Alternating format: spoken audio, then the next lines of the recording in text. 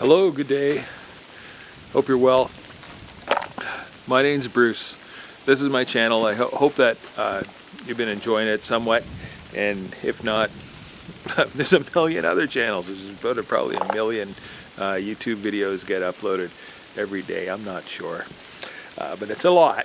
And I don't pretend that these are the greatest. And they certainly don't have the highest production value or the greatest B-roll or go to exotic locations and all that stuff, but what the heck, I'm here, I'm in the forest, and as you know, I like to talk about stuff. I like to talk about economics and things and people and all this stuff. Okay, let's start it off. I'm going to talk about a person. I'll tell you, yesterday I had a problem. The problem that I had was that my electric hot water heater was leaking. And if you like to take showers, if you like to take baths, if you like to do the dishes, you'll know that hot water, well, is one of the greatest luxuries of really the modern world. You know, on-demand hot water. It's wonderful. We don't have on-demand. We have a resistance coil electric hot water heater. It's not the best, but it was leaking. And I was like, oh my good gracious. And so I got to my spot here, and I was chatting with a friend of mine last night. It's you know, someone that I've been friends with for perhaps a year. And I you know, in the course of our conversation, I mentioned that I was going to undertake this, you know, perhaps.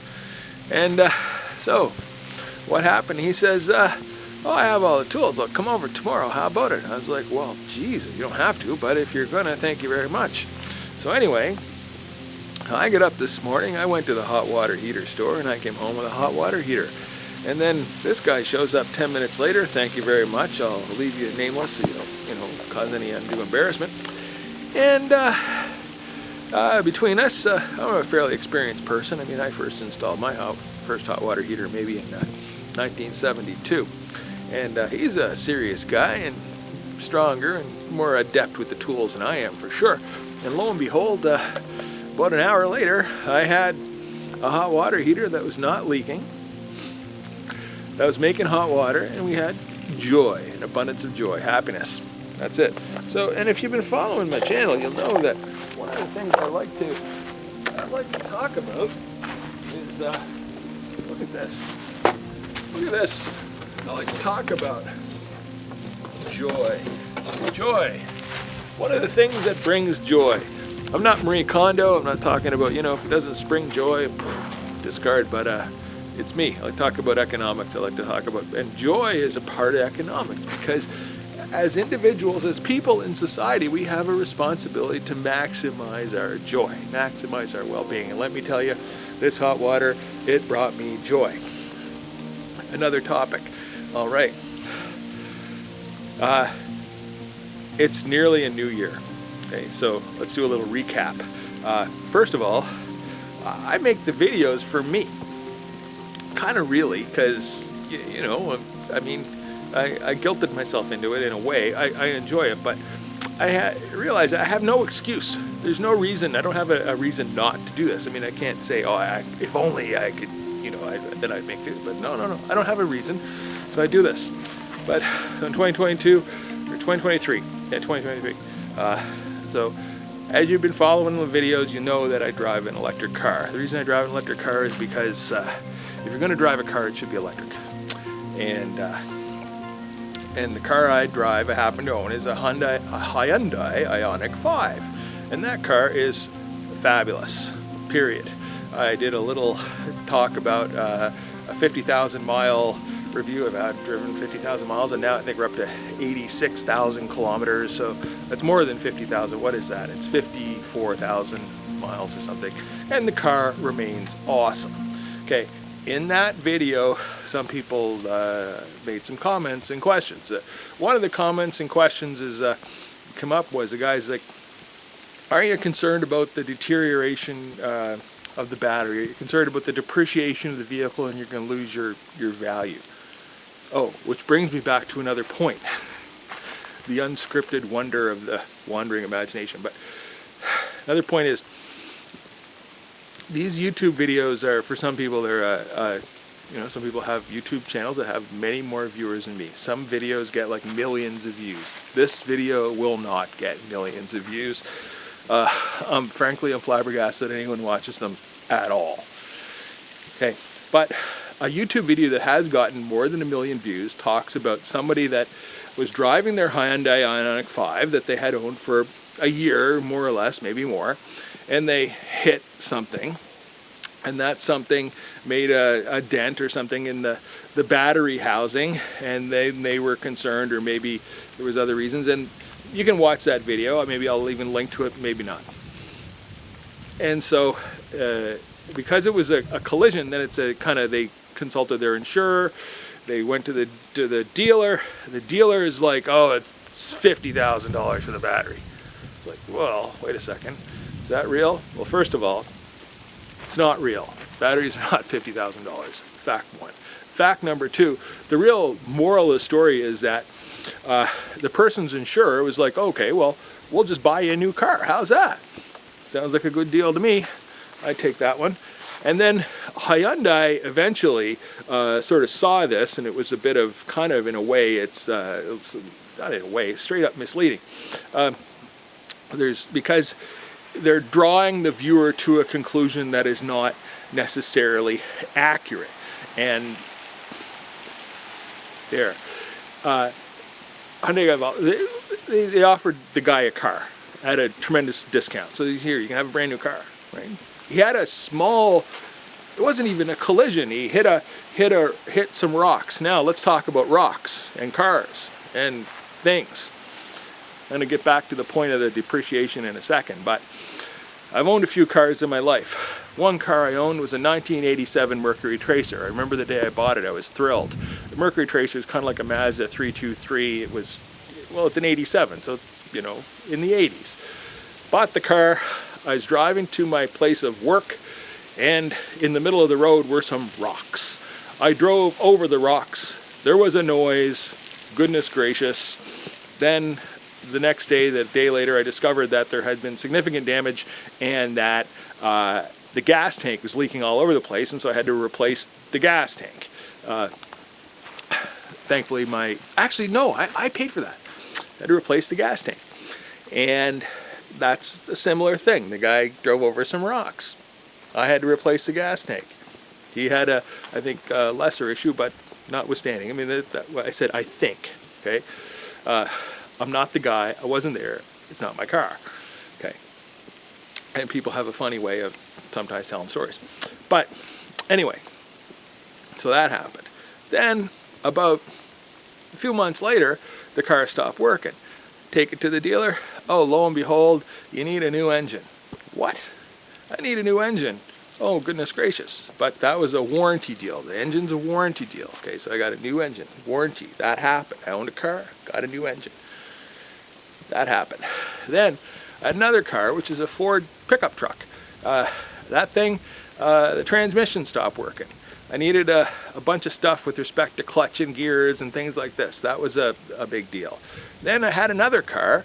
It was a Volkswagen, a diesel Volkswagen, and I'm driving from our home in Canada to New York City, and I'm not an experienced New York City driver, and I'm certainly not an experienced, you know, I mean, I don't drive in New York City a lot, drive a car. We're driving to New York on the freeways surrounding New York and the boroughs of Brooklyn or Queens or something like this. And lo and behold, the car started doing some crazy things. It's losing power and it's losing all sorts of stuff. I was able to coax it and nurse it and coax it and nurse it. This is a Volkswagen Jetta diesel TDI. Coax it and nurse it, coax it, nurse it, coax it, nurse it. Eventually I got stopped. I got pulled over. I managed, I got to a hotel. We stayed in the hotel, I investigated it, then I wasn't sure what to do. Then the next morning I managed to coax it and nurse it, and I got it to a dealership. The dealership disassembled the thing. Lo and behold, it needed a new clutch transmission, diesel. And this is a new car, and the clutch in a automatic transmission is an affair with springs and weights and such, and as the engine springs up, then the counterbalances and engages and it makes the car go and stuff. And what had happened was it had worn through the body of the clutch entirely, and basically things hanging out in midair, and it was a testament. I couldn't believe it worked. I mean, I couldn't believe the car was still able to move, but that happened. So then 6 days later, I've got myself a repair, a new clutch, new transmission. It was done. Thank you very much, Volkswagen. It was done under warranty. Worked very well. And then not only that, but Volkswagen was kind enough to compensate me somewhat for the fact we had to spend a few extra days in hotels and such like that. Thank you, Volkswagen, for that. That happened. Then time goes by, same car, getting up there. You know, I'm not like the super rich guy in the world, so we don't buy a new car every 5 seconds, and we need a car because we travel around. You know, our family lives here and here and here and here and here. And we're like most people. Driving down the road, lo and behold, the car just stopped working. Okay, now I had AAA, actually CAA from Canada. It's no secret there. Managed to get a tow. I towed the car 800 kilometers to my 500 miles to my dealer. The dealer is like, "Oh, ooh, this car needs a new engine. Car needs a new engine." It wasn't overly old, right? It needs a new engine. Oh wow! After it needed a new transmission, it needs a new engine. Okay. Then, so what I do is I sold that car, I think, to some guy for $100. Right? Maybe I could have got more. Maybe I could have replaced the engine and paid like thousands of dollars or north of $5,000, whatever it was, and got a new engine. I don't know, but that's not what I did. Okay. I took the advice of the person that was servicing my Volkswagen, and I bought a Honda. Maybe because they just didn't like me, they said, well, here's a chance we can get rid of that guy. I got a Honda. Hey, it's a Honda Pilot. And we're driving down the road in the Honda Pilot, and then then it decides it wants to kind of autonomously by itself drive off the road or drive into oncoming traffic. It's doing all sorts of crazy things, going. I have videos of this and everything. It was frightening, and it took a long time for it to get resolved, and it was very unnerving. I'll tell you, it wasn't happy. Then a bunch of other stuff happened. So you can, and I think I made another video where I talk about the Honda compared with the Hyundai ownership experience. All right.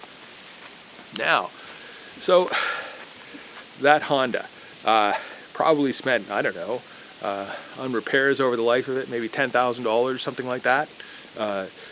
New fuel injectors, this thing that I described, bunch of stuff.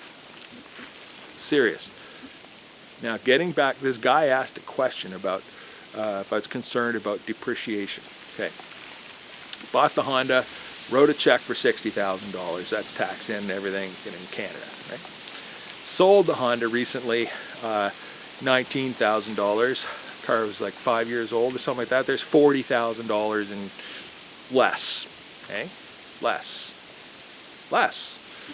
Now, by not driving the Honda, we drive the Hyundai, and we've driven 87,000 kilometers and 50 whatever thousand miles that is. And I bought the car for basically MSRP. I mean, we can do some fine print, but let's just say basically that. I can sell the car in Canada for basically that. So in that period of time, what has the depreciation been? Well, there hasn't been any, because if you take the value that you paid and the value now, there's very close. It's not the same, it's close. So depreciation, non-existent. All right.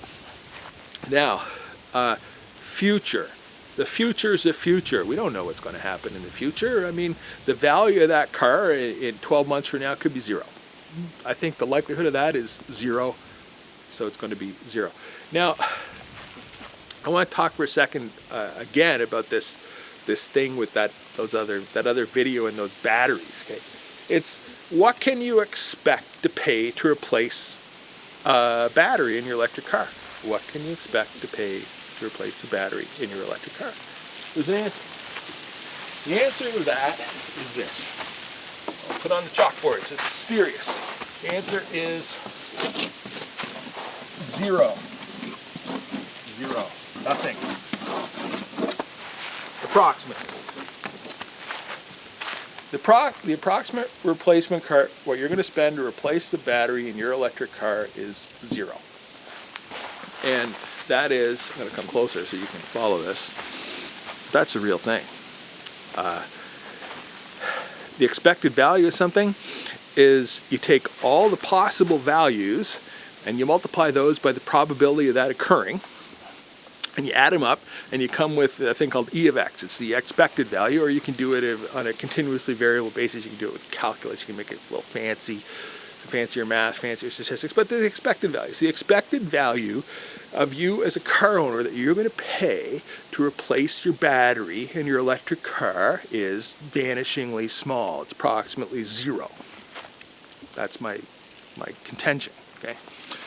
So, and then this thing about depreciation that I've, the gentleman asked the question in the comments. He said, "What about depreciation?" He went on and on for a bit. It's good for. Thank you very much. In my evidence that I have at this moment, the depreciation has been a very favorable experience, because if I'm going to sell the car, it's fine. Everything's fine. The car is better than fine. It's fantastic. Electric cars are wonderful. Heat pumps are wonderful. Humans in general, almost without exception, are wonderful. We have 2024 coming up. Let's hope that 2024 is a better year than 2023. Let's hope that 2025 is a better year than 2024. And hope, remember, hope's not a plan. You can do things to make your life, the lives of others, and the world around you better. Those things may not be apparent at every moment of every day. That you have an opportunity to extend some kindness and consideration, to do someone a solid, a favor, please do it. Today, I'll tell you, I've been the recipient of a solid, the recipient of a favor. That's it. And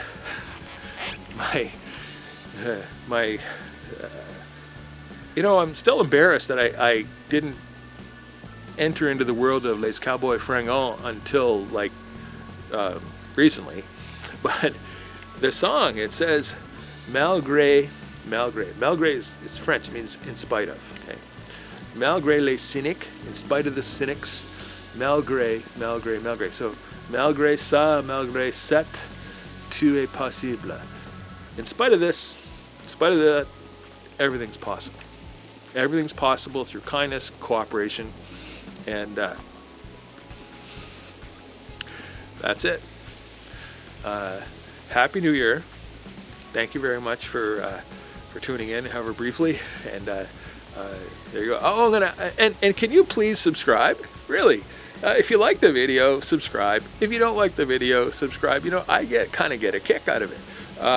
The fact that I have any subscribers at all is amazing. Thank you. The fact that anyone watches this boggles my mind. I can't believe it. And thank you. And pour mes amis français, merci beaucoup. Votre très gentil. I've been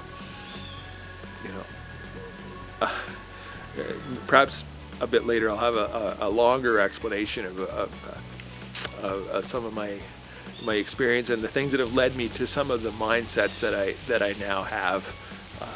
That's it. But all right, Happy New Year. Really, Happy New Year. Okay. If you're living in difficult circumstance in a difficult place, Happy New Year anyway. And hopefully we can. I just want it to be better. Okay. Whatever you're experiencing right now, better is by definition better, preferable. Okay. Bye. My name's Bruce. This is my channel. This is actually my classroom in the forest. I'm back. Return to the forest. Thank you.